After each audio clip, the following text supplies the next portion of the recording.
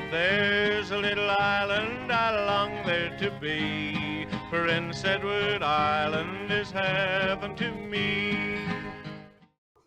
Hello, fellow CARP members. My name is Bob McKenna. I am the former chair for the PEI chapter of CARP. With us today is People's Party candidate Robert Lucas of Charlottetown and the national leader of the People's Party of Canada, Mr. Maxime Bernier. And we are fortunate to have our very own Bill VanGorder all the way from Halifax, Nova Scotia. Bill is a longtime board member for CARP and is the current Chief Advocacy Officer for CARP. Bill, would you like to introduce your guests? I certainly would. It's a pleasure today to have two guests at this time. First of all, we have Maxime Bernier, who is a Canadian politician who founded the People's Party of Canada. He's a former member of the Conservative Party. He left the caucus in 2018 to create the People's Party of Canada. He was a member for BOSE from 2006 to 2019, and he served as a cabinet minister in the Harper government. Our other guest is Robert Lucas. He's a first-time candidate for the People's Party of Canada, representing the Charlottetown riding. He describes himself as being a young 82. I can understand that. Young 82 is good, Bob. And we know that he's driven by a deep commitment to standing up for his community and defending the core values of the People's Party. I know that you're both guests who we have not heard necessarily an awful lot from in these kinds of podcasts. So it's my hope today that people will get to know you just a little bit better. And Bob, I'd like to start with you if you don't mind. And that's just, basically what inspired you to run for the People's Party in Charlottetown? Well, Bill, felt very strongly, both my wife and myself, led by the Lord, to join the People's Party of Canada and to support our great leader, in my opinion, the best, most truthful, honest politician, leader in Canada today, Maxime Bernier. And with that, I agree with most of the policies of the party. And in turn, I just am so happy to have been chosen as a candidate here in Charlottetown, where my wife and myself now reside permanently. Okay, thank you. And Mr. Bernier, anything to add to that, and perhaps some background as to why you started a new party in the first place? Yes, I'm very pleased that Robert decided to run with us and for the People's Party and for, putting his people first. That's why our name is the People's Party. We created that party in 2018 based on four strong principles: individual freedom, personal responsibility, respect, and fairness. And all our policies are in line with these principles. And why we created the People's Party? Because I was a conservative before. As you know, I didn't win the leadership of the Conservative Party in 2017. And I tried to work with Andrew Scheer, the leader at that time, after the leadership for 15 months. And Andrew was not promoting conservative values, conservative ideas. And I said, I don't want to waste my time here. And, we decided to create the People's Party and fight for real conservative family values and free market values. And so right now, if you look at this election, you have Pierre Poilievre, who was a real conservative actually during the leadership contest when he tried to be the leader of the Conservative Party of Canada, and he was successful. He was speaking like a conservative, but now he is the liberal light, and on every important issues for the future of this country, he agrees with the Liberal Party of Canada. So that's another proof that the Conservative Party is not conservative. They're just conservative in name. So we did the right thing to create the People's Party. And I believe that this election, we will make a surprise and have, being part of the history, and will be able to have a couple of candidates, I hope, being elected during that election next Monday. Well, as just to follow up on that, you, of course, represent what is often called classical conservative values. How do you see those really affecting and being appropriate for the residents of the Charlottetown riding? Yeah, fighting for Canadians and fighting for our country is good for people all across the country. And we don't have a special platform, to please a group of individuals or a province. Our platform is for the people in PI or in Nova Scotia.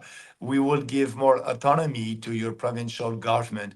Right now, you have the federal government that is not respecting the Constitution, interfering in provincial jurisdictions. We need to stop that. We need to give the more autonomy to provinces, but also the way more fiscal responsibilities, and that is what we want to do. So every province will be equal under our constitution, and actually it's not the case right now with the conservative or the liberals. For us, we believe in people. We have faith in people. That's the big difference. We don't believe that Ottawa, knows better than your provincial government or than you what is good for you. That's why we need to have a smaller government in Ottawa that will respect taxpayers and our constitution. And I think it will make a lot of changes. Actually, right now, if I can just speak about that, we have huge deficit in Ottawa, and you have the liberals and the conservatives who doesn't want to do anything. They don't want to do anything about that. We'll have more deficit for the next 4 years, and for us, it's irresponsible. We will be able to balance the budget in 1 year, and after that, the second year, to lower taxes to everybody, people in PI, people in Nova Scotia, people in New Brunswick, with real tax cut, because it will come from the surpluses that the federal government will have after balancing the budget. So now the politicians are telling us that they will lower our taxes, but they will increase our debt. That will come from borrowed money. And we know that the deficit of today are the taxes of tomorrow or the inflation of tomorrow. We need to stop that. So that's a big difference with us and the conservative and the liberals. So I believe that the people in PI and people in Eastern Canada will have more money in their own pockets under a PPC government. Good. Well, thank you. Well, Bob, following on that, affordability, of course, is a huge topic for seniors in Charlottetown and across the country. What specific measures in the platform or in the plans do you think will address the cost of living and economic growth for the Charlottetown riding? Well, number one, Bill, is realizing that there's a strong need to balance the budget. Once the budget is balanced, then we can, by decreasing spending, and so much of it in recent years has been frivolous. And by decreasing the spending, then we're going to be able to decrease the deficit. And that will affect each and every Canadian. It's been interesting here in Charlottetown, as I've been canvassing, many of the seniors in particular feel like they're the forgotten generation. And I know Maxime can relate directly to this because he's been ghosted. He's been hidden from the debates, not allowed to participate in the debates, which is so undemocratic.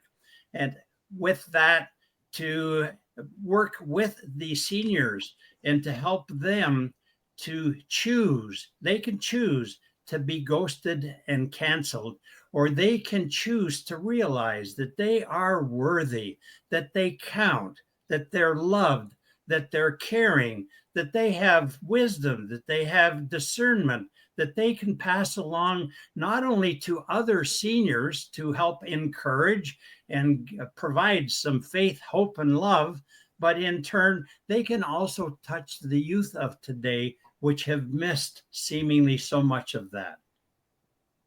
Okay.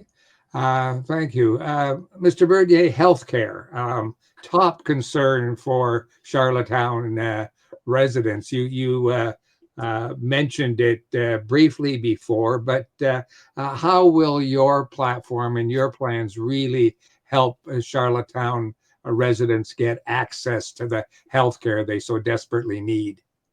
Yes, you're right about that. Our healthcare system is not very functional because we have long waiting lists for surgeries.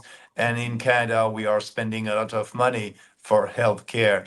If you compare that with European countries, and they have a system that is more efficient and they don't have waiting lists for surgeries. So we need to improve the delivery of our healthcare services. So the way to do that for us is to, respecting the Constitution. As you know, in Ottawa, we don't manage any hospital. That's under provincial government. So, but we know that the federal government is transferring $52 billion to provinces for healthcare, and they are doing that by imposing conditions. But it can be very different in Quebec and in PI or in Nova Scotia. Provinces know better how to manage a healthcare system. So what we want to do, we want to give the right incentive to provinces to have a better management of their healthcare system. How can we do that? By, instead of transferring $52 billion, we need to give them the possibility to tax their people for their own constitutional responsibilities. So I'm telling you that what we will do, the GST in Canada, the incomes coming from the GST at the federal level is $52 billion also. So we will give the GST to the provinces. So like that, they will be able to raise money for their own responsibility. The GST won't be a federal tax, it will be a provincial tax. And by doing that, your citizens will know who to blame for the lack of services. Now they don't know who to blame. Is it the federal government because the federal government is not giving enough money to your province? Or is it the provincial government because they're not efficient at managing the healthcare system?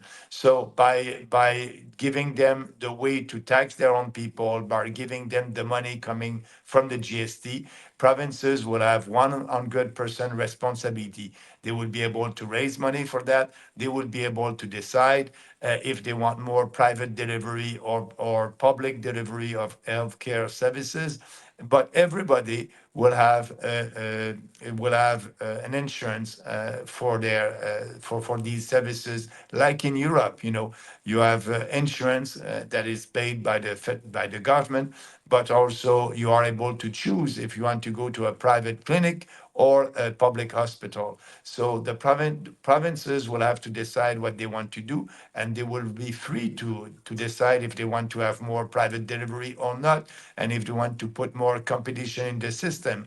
But that being said, every Canadian will have a universal coverage, and that's important. So that's our solution. And actually, that solution during, you have at the provincial level a committee of premiers that are every year together, and they are asking for modification at the federal level. And at the last meeting, they said that for healthcare, that would be great if you gave the GST to provinces. They agree with our reform, and that's great. So that's the only solution to be sure that people will have a better healthcare service from their province. Let's do that. Give them the GST, and after that, your provincial government will be able to decide what to do to improve services. Following up on that, Bob, with you then, PEI is the smallest province. Its access to money, even if they had all the GST, would not be as much. How do you make sure that the services that people get in healthcare are equitable for Charlottetown riding residents, just as in the larger provinces and larger areas across the country. How can your party assure that? Well, to tackle the equity exchange, the have got well-to-do provinces transferring funds to the lower provinces, our party is going to tackle that issue and reduce significantly the transfer of funds from province to province. But in turn, it doesn't mean that it's going to be totally eliminated. And so if there are have need provinces that need extra support, particularly in healthcare, then the party is open to making that available. What I found here in Charlottetown is the current walk-in clinic system is not working whatsoever. People are treated inhumanely.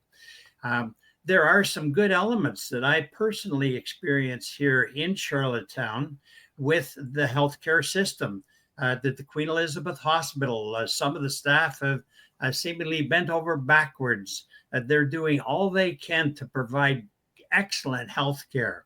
But in turn, people are wanting to get into a walk-in clinic and standing out in -8-degree temperatures in the late spring. The very early spring, late winter, and for more than an hour. And I see potential for very quick modification even prior to next November when winter returns. In turn, for us to be able to work more closely with the provincial people, for us to be listening to not only the province, but to the municipality, the mayor and councillors here in Charlottetown. I intend to dialogue with them. I am a person that takes an assertive win-win approach. And by doing that, we're going to win more of the battles that seniors in particular are facing. And by winning more, we're all going to end up with a better healthcare system. Okay, thank you. Bob, then the next question, Bob, to you. The PPC platform includes limiting the number of newcomers to Canada. PEI has always depended on immigration in a large way. How do you see handling that in a way that will not reduce the services available and hurt the economy on PEI?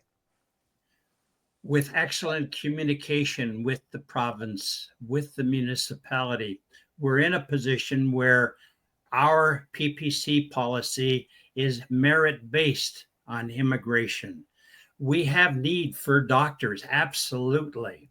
And there are ways that I've seen that I personally can increase the number of doctors by taking a simple, realistic, people-oriented approach. To be in a position to work with the seniors and other levels of government, we can tackle these problems that we're facing here in PEI to the extent that we can start to reduce the lineups in walk-in clinics, the waiting time for surgeries, every aspect of the medical profession, the healthcare area of need, we can enhance significantly by taking small human steps.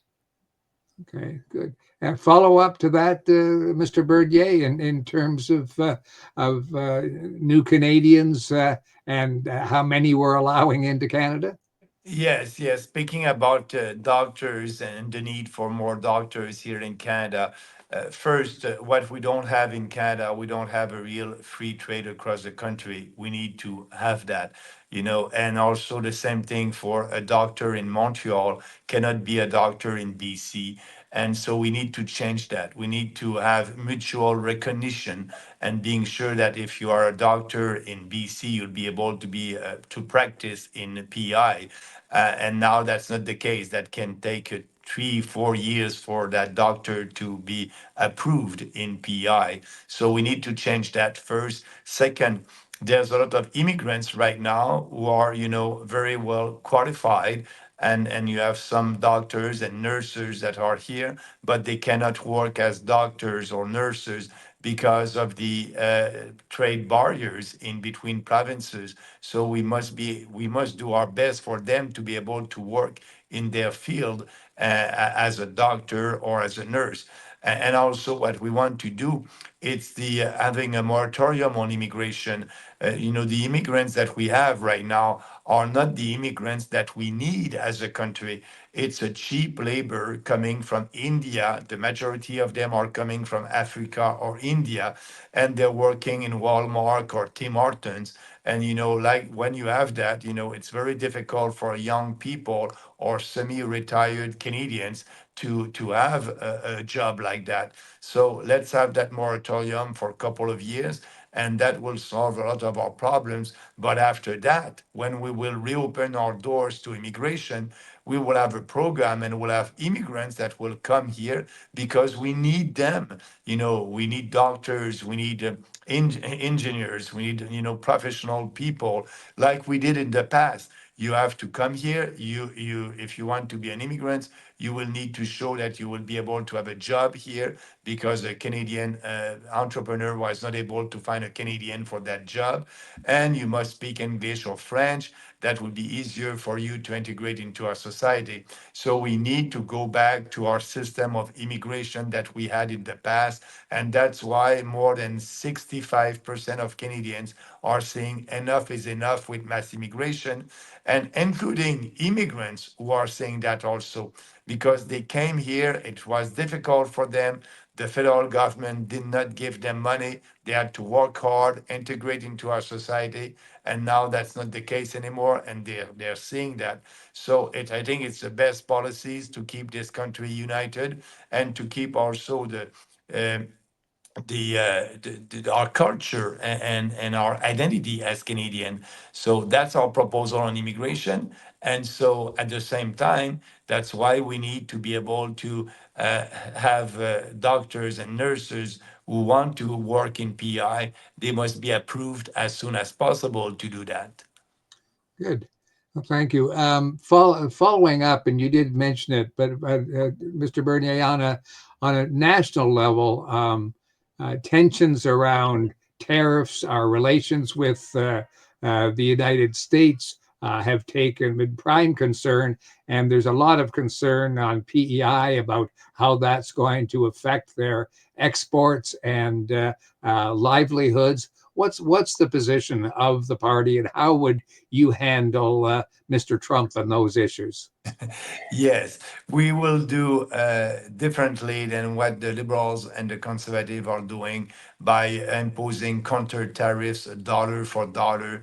When you're doing that, you are imposing tariffs on everything that we are importing from the US. And that is us, that is Canadian consumers who are paying for that. That is not American consumers. So by doing that, they are imposing a tax on us, on Canadians. And as you know, we have high inflation. Our standard of living is going down. We need to stop that. We need to not impose any counter tariffs. So what can we do? First, we must be sure to reopen the free trade agreement right now with President Trump. That is what he wants. Tariffs for him, it's a way to have to negotiate. Actually, you saw what he did with European countries. He said, I will impose tariff. And after that, he said, okay, it will be a 90 days pause.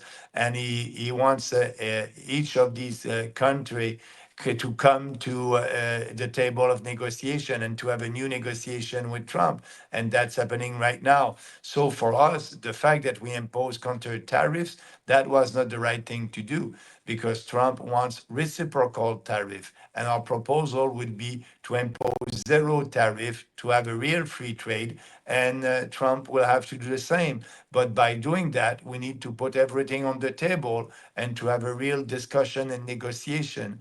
But Carney and Poliev don't want to put on the table the cartel that we have in Canada here in dairy, poultry, and eggs. And Canadians are paying twice the price for these products if you compare prices in the US. So let's abolish that for the good of Canadians, for the best interest of Canadians. And at the same time, Trump said, I won't have a free trade deal if you're still imposing 300% on the milk, dairy, and eggs that are coming from the US. And he has a point there. So put that on the table, abolish that. It would be good for Canadian consumers and would be able to have a deal with President Trump.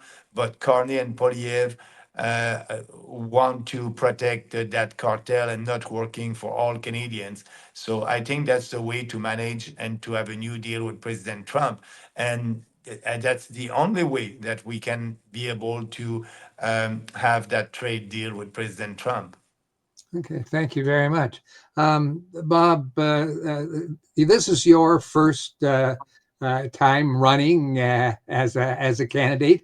What have you learned about politics, PEI, and being a candidate? I think people would like to hear your reaction as we come near the end of the campaign. Well, I'm one of the seniors that are connected with CARP. And being one of the seniors, one of the things that I've learned, and I've gained some wisdom over the years, and when you're dealing with someone like Trump, do you take an aggressive win-lose approach?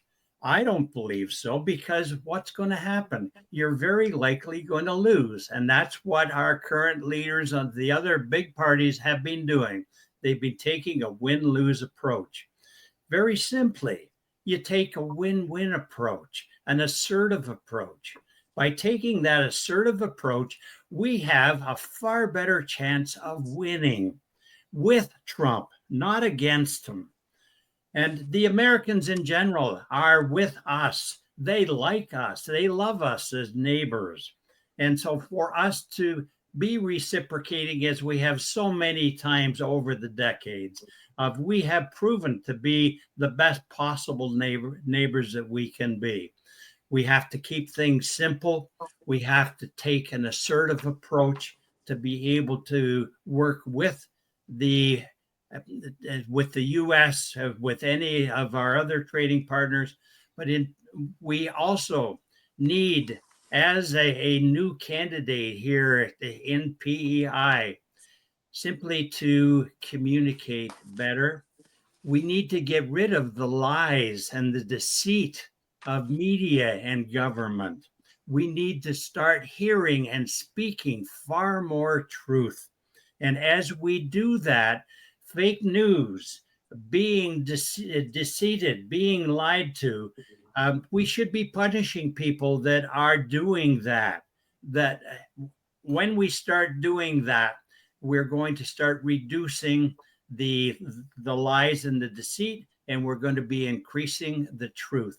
And that's what I have found that the seniors here in PEI, in Charlottetown in particular, are looking for. They want to know what's true, what's fake news. They want to be able to discern the difference. Good. Well, as we come near the end of our time, I'm going to ask both of you, and I'll start with you, Mr. Bernier. What thoughts do you want to leave with our viewers as they look toward Monday and going out to vote? What's your strong message to them? Yeah, I'm telling them, the People's Party is there for you. I want you to read our platform. Go on our website, peoplespartyofcanada.ca. If you like what we are saying, what we are promoting, I hope that you'll vote for us because we are there for you and we want you and we want this country to be successful. We believe that we have the best ideas for this country. And, we are not lying to people. We are telling them the truth. And right now we have huge deficit, huge debt. And that, we are paying for that with the inflation tax, and our uh, younger generations will pay for it. It is not responsible to do that. If you want to have more freedom and more autonomy for yourself and for your province, the People's Party is there for you. Voting for the People's Party is voting in line with Western civilization values. It is voting for yourself because we want to put you first and not other countries or not other international organization. We believe in the sovereignty of this country, and most important, the sovereignty of the individual. So you want more freedom, you want more of your own money in your pockets, you want to have bold reforms, ending that DEI philosophy, diversity, equity, and inclusion. It is killing our family values. We need to replace that by unity, by also equality of everybody under the law. And we must promote people not because their color of their skin or their sexual orientation, but we must promote people because of their competence, and that's a meritocracy. So if you want to end all that woke ideology and go back to our roots, that is the People's Party. And I hope that a lot of people will go out and vote at this election, because you may know that the participation rate is only 60%. At the last general election, we had 40% of Canadians who didn't vote. We need everybody out there to vote, and your vote will make a difference. So I hope that you'll support our candidates, Robert and all our candidates across the country, because they're ready to work for you and with you. Good, thank you. And Bob, personal message to the voters and your friends, colleagues, neighbors in the Charlottetown riding. What's your message to them? My message is they count. Seniors count, youth count, and everyone in between counts. Every vote counts. When people vote, and by choosing the PPC, whether it be here in Charlottetown or right across the country, we're choosing light as opposed to darkness. We have faith, hope, and love. And when we're working together as individuals, as good neighbors, helping one another, candidates, setting up signs, re-erecting signs after a windstorm last Sunday evening, things of this nature, working together in unity as neighbors. For the past 10 years, we've been divided, not only as neighbors, but as families and friends because of the liberal policies. We are a clear alternative. The People's Party of Canada has the best leader in Canada today, one who speaks the truth, one who is trustworthy. I am very proud to be a People's Party candidate, and I ask the people, yes, get out and vote. From there, we ask humbly for your support and your vote. Good. Well, thank you very much. Thank you to both of you for helping us explain the position of the People's Party of Canada to our viewers and voters on PEI. Our guests today have been Max Bernier, who is the head of the People's Party of Canada, and Robert Lucas, who's the candidate for the Charlottetown riding for the party. Thank you both very much for being with us today. Thank you, Thank you. Bill. Thank you, gentlemen. Yeah, thank you for giving us that opportunity. Have a nice day. But there's a little island I long there to be, Prince Edward.